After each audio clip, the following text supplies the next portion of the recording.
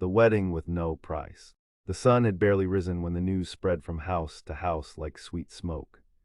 Kofi the farmer was rich. Amma, the quiet girl from the river, was to be his wife. The village buzzed with excitement.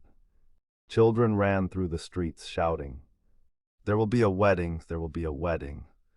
Women gathered in courtyards to discuss it. "I always knew Kofi was different," one said. "Amma is lucky," another added, shaking her head. "She's not lucky," Nana Essie, Amma's grandmother, said calmly from her stool. "She's loved." Kofi and Amma sat under the big mango tree behind her house. They didn't say much. The breeze danced through the leaves. Chickens clucked softly nearby. Amma finally broke the silence.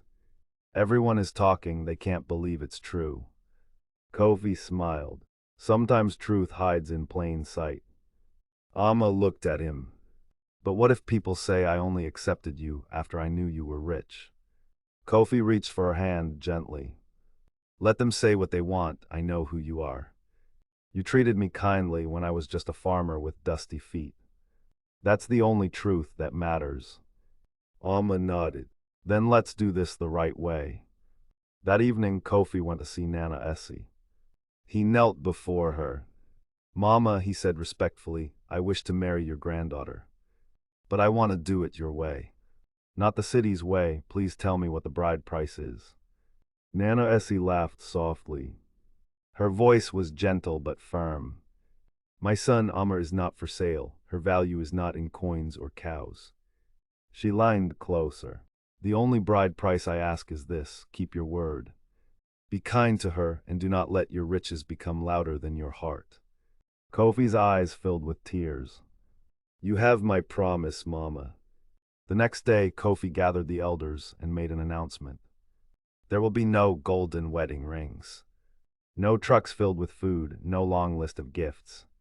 My heart was accepted when it wore old clothes and muddy sandals. That is the heart I offer still." Some people whispered, "But he is rich, why not show it? He can afford more." But the chief stood up and said, "Let us not confuse loudness with love.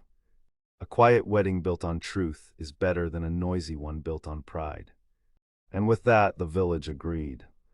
The wedding would be simple, beautiful, real. The day of the wedding arrived.